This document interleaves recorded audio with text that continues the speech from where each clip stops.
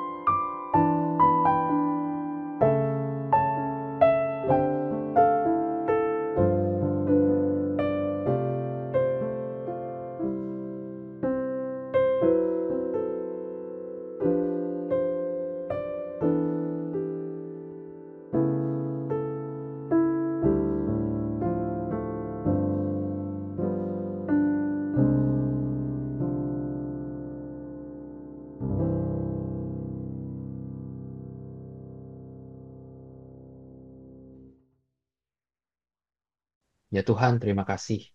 Malam ini kami memulai minggu pertama dengan oase. Sertai kami, jaga langkah kami, buka pikiran kami, agar kami tertuju hanya kepada Engkau. Terima kasih ya Tuhan, hanya di dalam nama Tuhan Yesus kami berdoa. Saudara-saudara, selamat malam, shalom, dan selamat tahun baru. Pada episode perdana di tahun yang baru ini, 2025, saya mengajak saudara-saudara melihat kembali ucapan Tuhan Yesus dalam khotbah di bukit yang dicatat di dalam Injil Matius 5. Saya memilih Matius 5 ayat 9 sebagai topik pada oase pada malam hari ini. Bunyinya demikian, berbahagialah mereka yang membawa damai. Blessed are the peacemakers. Alkitab versi The Message membahasakan dengan kalimat menarik, you are blessed when you can show people how to cooperate instead of compete. Anda akan diberkati bila Anda bisa menolong orang dan memperlihatkan kepada dunia ini bagaimana bisa bekerja sama dalam damai, bisa berdamai, ketimbang harus berkompetisi bersaing. Saudara-saudara, secara kronologis tahun 2025 ini menandai seperempat perjalanan waktu di abad 21 ini. Anda dan saya, pada umumnya kita ini sebagian besar adalah orang-orang yang hidup di dalam dua abad, berada di dalam dua abad yang berbeda, yaitu abad 20 dan abad 21. Nah, sekarang kita ada di abad 21, dan kita telah menjalani 24 tahun, dan kita masuk ke tahun yang ke-25 di abad 21. Dengan bagaimana kira-kira perasaan saudara melewati pergantian tahun yang baru terjadi 4 hari yang lalu ini? Semakin tahun berjalan, apakah kita merasa dunia dan situasi menjadi semakin baik? Atau dunia tetap sama? Atau dunia menjadi semakin tidak baik? Saudara-saudara, Paus Fransiskus yang tahun lalu mengunjungi Indonesia pernah mengatakan satu kalimat, dan ini dicatat di harian Kompas. Pada satu hari menjelang Natal, tanggal 24 Desember tahun lalu, beliau berkata seperti ini, ada yang hilang di tengah kita. Apa itu? Itu adalah damai, peace, atau dalam bahasa Latin pace, amisa pace, the lost peace, damai yang sudah hilang. Semakin zaman bergulir, semakin tua usia dunia, semakin bertambah usia kita menemui damai itu semakin kering, samar, luntur, bahkan hilang. Secara kasat mata kita bisa menghitung jumlah perang dan konflik bersenjata sejak 2012. Itu sebetulnya terus meningkat. Pandemi di tahun 2020 tidak juga menghentikan perang. Di Azerbaijan, di Armenia, di Ethiopia, saudara. Tahun 2021 di Myanmar konflik terus terjadi. Dan begitu WHO mengumumkan pandemi selesai, Rusia langsung menyerang Ukraina. Sampai dengan hari Natal kemarin, saudara, Geneva Academy, sebuah lembaga yang mencatat jumlah perang, dia mencatat ada 45 konflik bersenjata sedang aktif berlangsung di seluruh belahan dunia pada hari itu, saudara. Belum lagi kekerasan, kekejaman, kriminalitas, kejahatan manusia, human trafficking, dan itu sudah menjadi berita sehari-hari di hampir setiap negara dunia. Dunia mengalami the lost peace, amisa pace, damai yang sudah hilang, lenyap dari dunia dan kehidupan. Saudara-saudara, hilangnya peace sudah menjadi ciri yang jelas terlihat sejak zaman purba.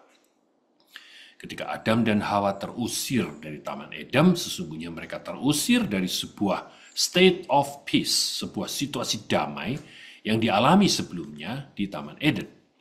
Tidak heran ketika pertama kali mereka memiliki anak-anak, Kain dan Habil, maka kekerasanlah yang mewarnai relasi kakak beradik itu.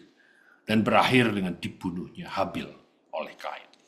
Kekerasan, kekejaman tidak pernah usai mewarnai perjalanan sejarah manusia dan bangsa-bangsa di dunia.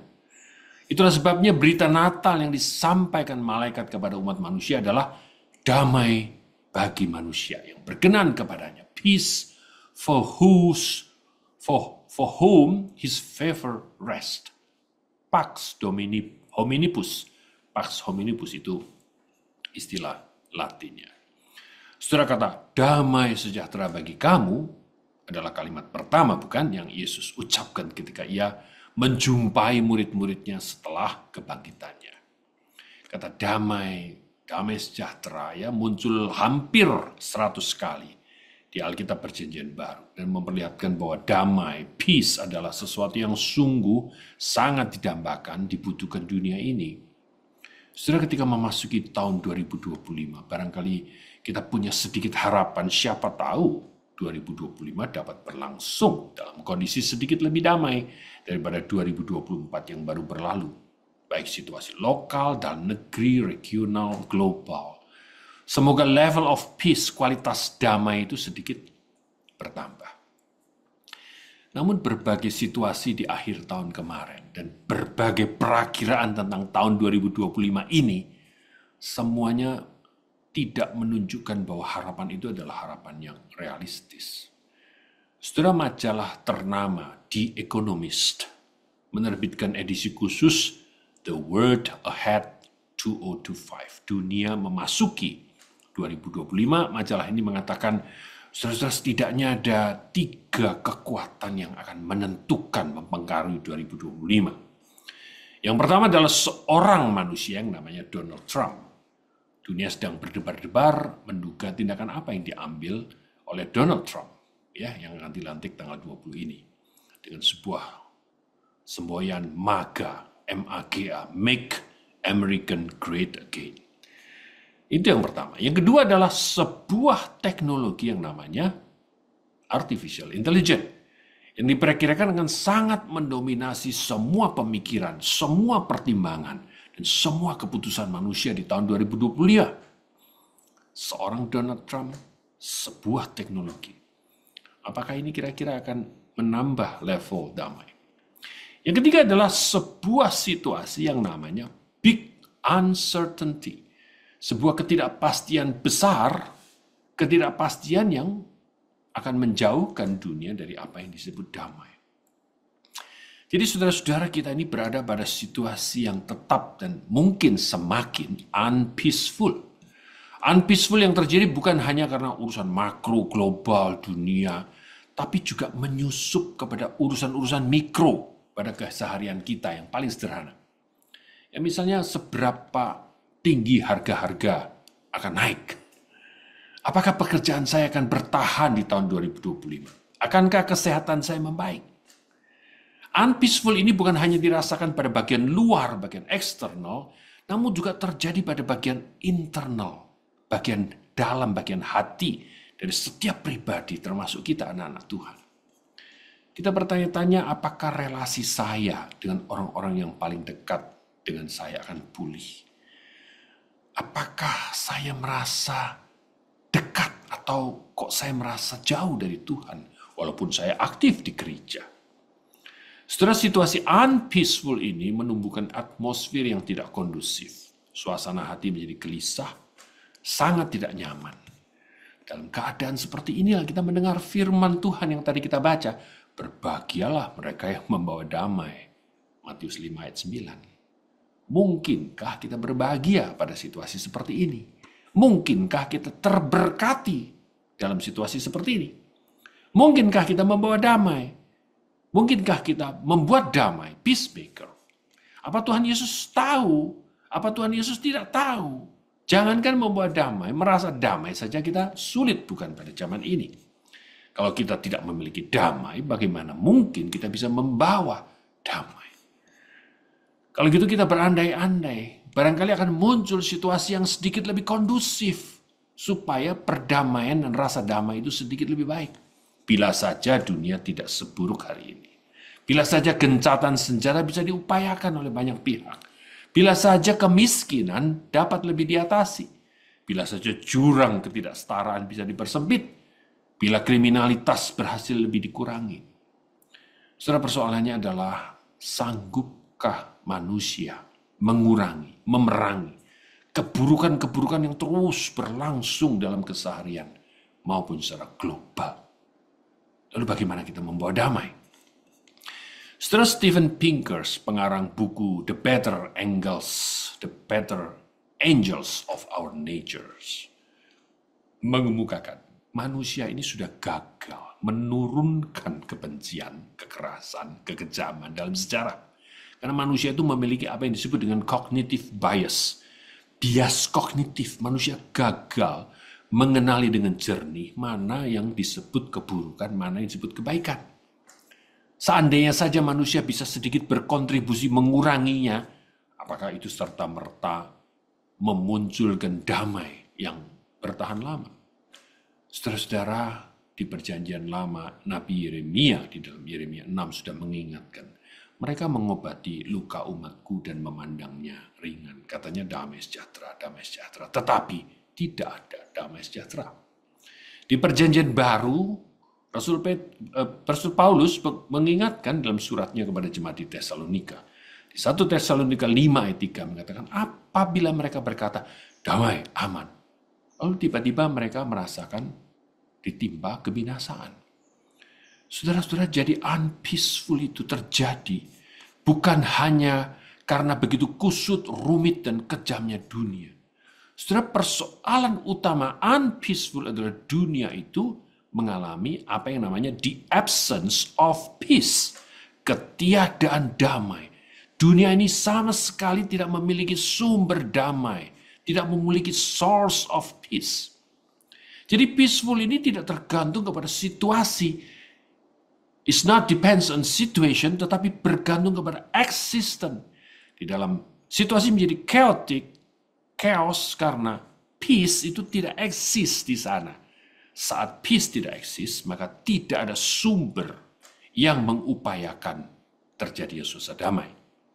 Saudara-saudara, mengupayakan damai, mengerjakan perdamaian dunia adalah sia-sia, kecuali menghadirkan the true peace, sang damai. Tuhan tahu persis situasi ini. Ketika ia berfirman, berbahagialah mereka yang membawa damai. Dari mana damai itu dibawa? Saudara, Injil Yohanes 14, Yesus mengatakan, damai sejahtera ku tinggalkan bagimu.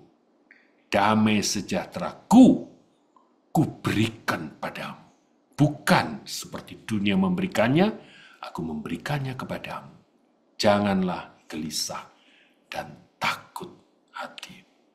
Saudara, Injil memberikan sebuah jawaban bahwa damai itu adalah milik Tuhan, dari Tuhan, namun diberikan, dianugerahkan. Bukan diupayakan manusia, namun diberikan Allah, dianugerahkan Allah. Kita manusia hanya bisa mohon untuk boleh menerima dan menghadirkan damai itu. Saudara, damai sejati bukan karena menghentikan perang, walaupun mungkin perang bisa saja berhenti sejenak karena gencatan senjata. Damai sejati bukan terjadi karena tiadanya konflik yang hampir tidak mungkin terjadi dalam waktu lama ketiadaan konflik itu. Damai sejati adalah seperti disebutkan di dalam kitab Roma pasal 5 ayat 1. Oleh karena itu, kita yang dibenarkan oleh iman, kita beroleh damai sejahtera dengan Allah karena Yesus Kristus Tuhan kita. Saudara, Yesus adalah Prince of Peace, Sang Pangeran Damai, Raja Damai. Dialah source of peace.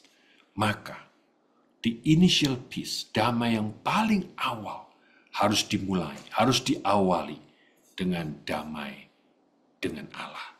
Dan damai beserta Allah, damai di dalam Allah. Saudara, damai seperti ini akan menutupi, akan mengatasi, akan memulihkan bagian-bagian yang paling dalam dan bagian-bagian yang paling luar dalam situasi dunia yang paling tidak mungkin. Seperti dikatakan Paulus dalam Filipi 4, damai sejahtera Allah yang melampaui segala akal akan memelihara hati dan pikiranmu dalam Kristus Yesus. Saudara, damai inilah yang memberikan pembebasan kepada manusia. Damai inilah yang memberikan pembebasan kepada dunia dalam mengarungi 2025. Saudara, ketika majalah The Economist memaparkan Outlook 2025, ada rasa pesimis dalam laporan tersebut. Karena dalam situasi the absence of peace, maka mereka juga mengalami the absence of hope. Kalau damai saja tidak ada, harapan juga tidak ada. Dan yang dirusak oleh the absence of peace dan the absence of hope adalah harmoni. Tidak ada lagi harmoni, keselarasan, kedamaian di dalam dunia ini. Namun puji Tuhan, itu yang akan direstorasi dan direcovery sepenuhnya. Di dalam Wahyu 21 ketika menggambarkan penciptaan kembali surga dan bumi baru. Di mana tidak ada lagi kematian, tidak ada lagi duka cita, tidak ada lagi tangisan, sakit dan air mata. Itu mencerminkan sebuah perdamaian yang paling ultimate, yang paling sempurna, dan yang abadi. Teman-teman, maukah Anda dan saya memasuki dan menjalani 2025 ini dengan damai yang seperti ini?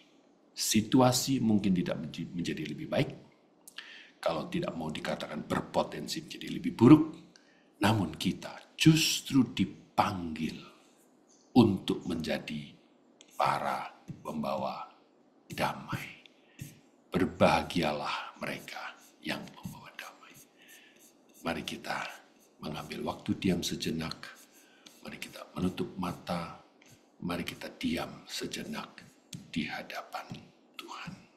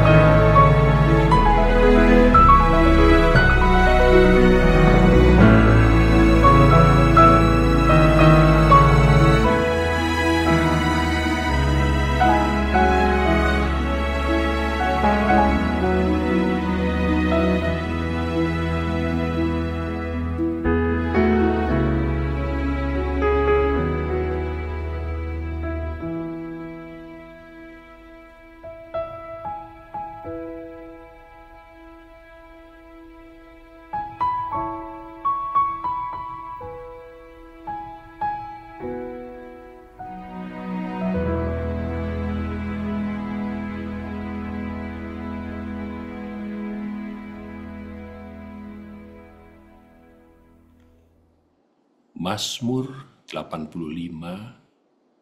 ayat 8, Aku hendak mendengarkan apa yang akan difirmankan Allah, Tuhan. Sungguh, Ia berfirman tentang damai sejahtera bagi umatnya dan bagi orang-orang yang takwa. asal mereka jangan kembali kepada kebodohan. Sungguh, keselamatan dekat pada orang-orang yang takut akan Dia, supaya kemuliaan diam di negeri kita. Kasih setia dan kebenaran bertemu, keadilan dan damai sejahtera berciuman. Kami mengamini firman ini ya Tuhan, dalam nama Yesus. Amin. Bapak Ibu, pelayanan Oase adalah pelayanan mingguan. Silakan mengikuti Oase melalui YouTube. Bapak Ibu bisa subscribe YouTube channel SMC untuk mendapatkan reminder setiap minggu malam. Bagi Bapak Ibu yang terpanggil untuk memberikan persembahan bagi pelayanan SMC, silakan memberikan persembahan melalui transfer rekening bank, atau Bapak Ibu bisa men-scan QR Code yang ada di layar. Demikian pelayanan Oase pada malam ini. Mari kita mengenal Allah lebih dekat hari ini dibandingkan hari kemarin. Tuhan Yesus memberkati. The Lord bless you and keep you. Make His face shine upon you and be gracious to you. The Lord turn His face toward you and give you peace.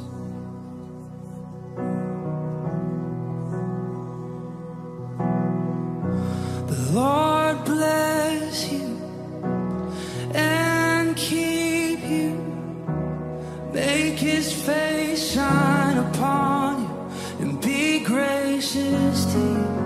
The Lord turn His face toward you and give you peace.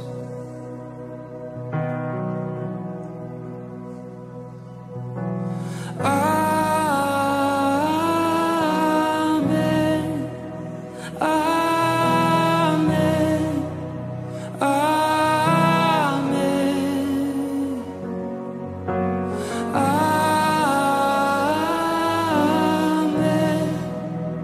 Amen. Amen.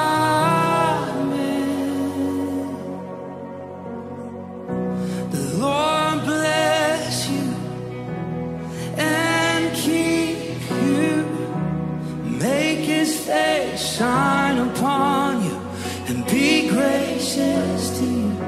The Lord turn His face toward you and give you peace. As we receive, we agree. Amen.